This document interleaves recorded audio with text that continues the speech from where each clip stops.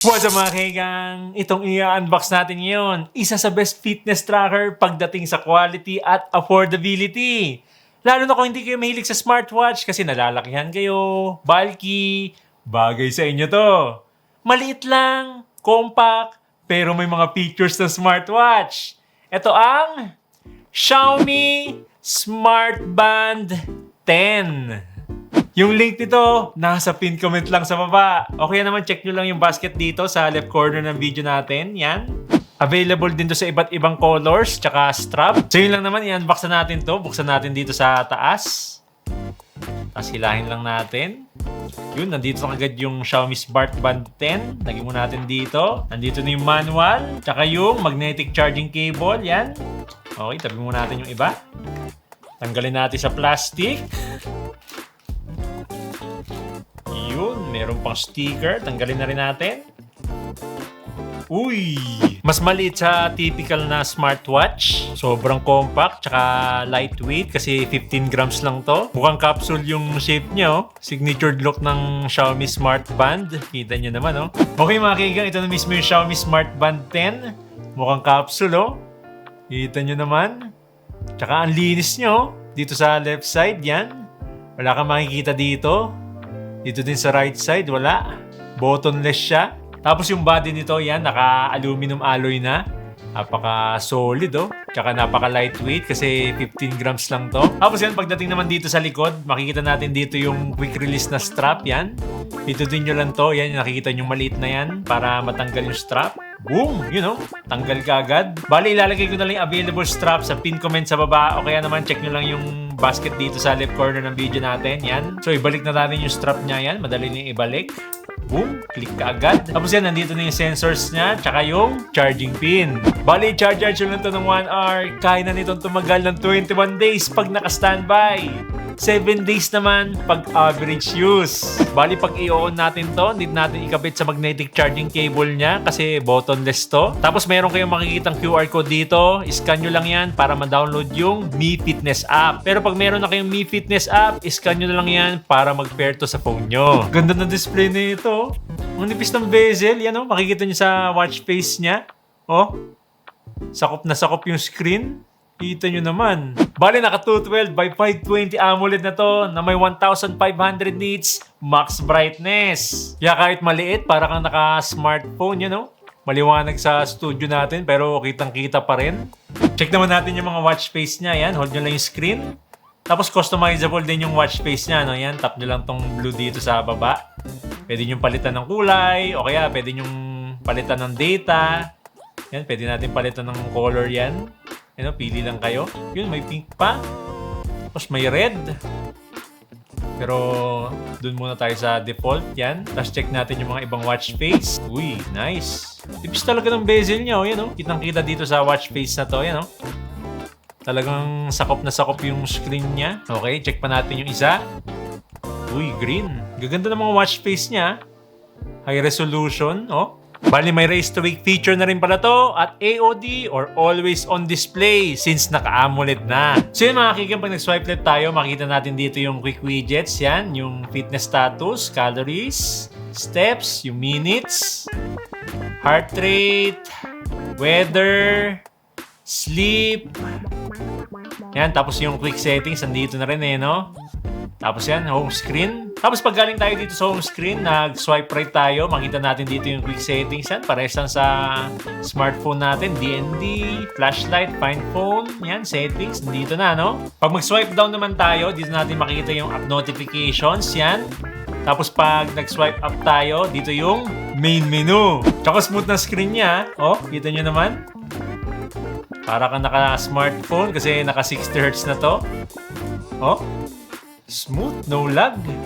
Yun nga lang, yung least favorite feature ko dito is yung pagiging buttonless niya. Kasi for example, nasa settings ka, need mo pa mag-swipe ng ilang beses para bumalik sa home screen. Unlike pag may button, isang press mo lang, home screen ka na kaagad. Pero yung advantage naman dito na pagiging buttonless niya, mas durable sa alikabok tsaka tubig. Naka 580 m waterproof na rin to, kaya okay lang kahit mabasa ng tubig. Okay mga kaigang, check naman natin yung mga apps niya. Yan, swipe up tayo. Punta tayo dito sa main menu. Kita natin dito yung stats, workout, activity, running course, training state, heart rate, vitality, SpO2, blood oxygen, yan, yung sleep tracker. Dito sa sleep tracker, may mga nagtatanong sa atin dito kung nare-record daw ba yung mga idlip. Nare-record yung idlip mo, at least 20 minutes kang tulog. Pero yung mga nagigising-gising ka na mga 10 minutes, 5 minutes, yan, hindi siya magre-record dito. Tapos yan, nandito yung stress, weather, yan, calendar, alarm, tapos nandito yung settings,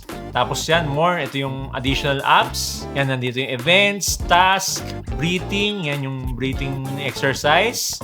Stopwatch, music. Dito sa music, wala tong built-in storage. Kaya hindi siya makakapag-play ng sarili niyang music. Bale, Bluetooth music player lang to. Tapos yan, nandito yung find phone, world clock, silence phone, camera remote shutter, timer, flashlight, focus, tsaka compass. Okay, ngayon mga kigang, check naman natin yung mga workouts niya kasi meron tong 150 plus workout modes. Yan, punta tayo dito sa workout.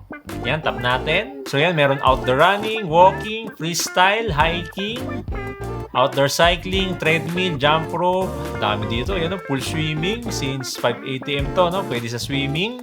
Yan, kung bitin pa kayo dyan, meron pa dito. More.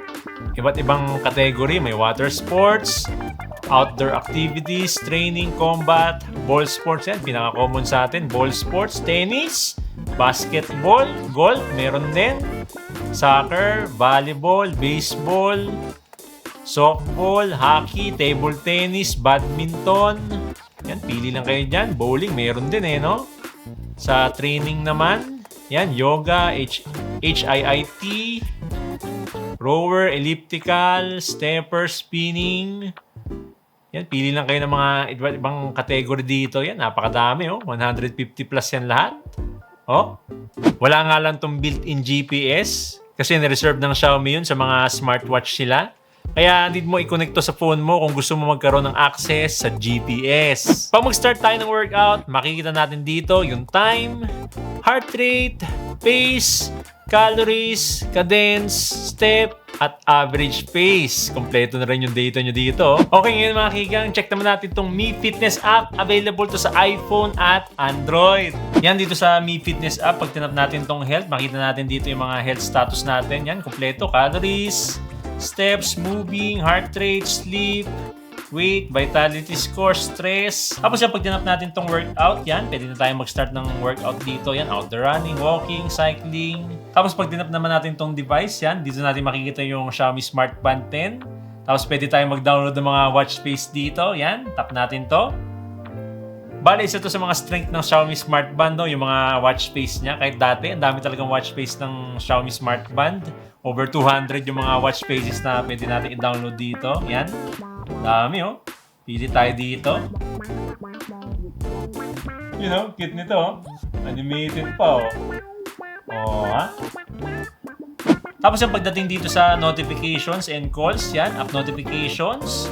Pwede kang pumili ng mga apps dito na magno-notify sa Smart Band 10, Mas maganda dito yung piliin nyo lang ng mga apps, yung mga messaging apps, kagaya dyan, Messages, FB Messages, o kaya Gmail, yung mga importante. Tapos yan, dito naman sa incoming calls. Yan, pwede kang mag-reply pag may na-miss ka mga calls, Yan, quick response. May mga pre-made messages na yan dito. Yan, I'll call you later, can't talk now, call me later. Or pwede ka magdagdag dyan, yan, mag-customize ka ng mga response para pag may na-miss kang call, itatap mo na lang doon sa Smart Band 10. Yan, pagdating naman dito sa fitness and health, pwede mong i-adjust yung frequency ng pag-monitor yan. For example, dito, heart rate. Yan, kung gusto mo, continuous. Kung magma-warning siya pag may heart rate, high heart rate ka or low heart rate. So, ganun din sa iba, Kayo na bahala mag-customize dito. Tapos yan, pwede din natin lagyan ng password or security. Yan, set password pag iso-surrender natin sa mga establishment. Tapos yan, pagdating naman dito sa profile, yan, pwede tayo mag-connect dito sa third-party apps. Gaya ng Zeplife, Health Connect, Strava. Yan, madalas na tinatanong to, Strava. Google Fit, tsaka Sunto. Pagdating naman sa health sensors, accurate naman. Lalo na ako, madalas ako nagme-measure ng heart rate ko tsaka blood oxygen. Kaya alam ko lagi yung result nito, no?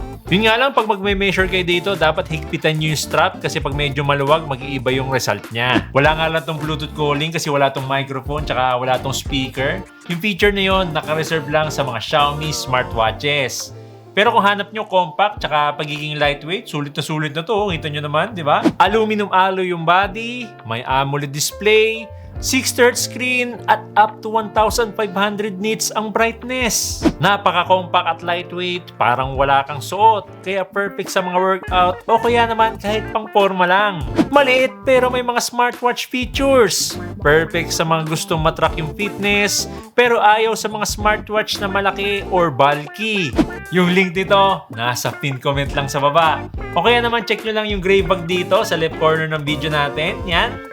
Kaya kayo mga kaigang, anong masasabi nyo dito sa Xiaomi Smart Band 10? Comment down below!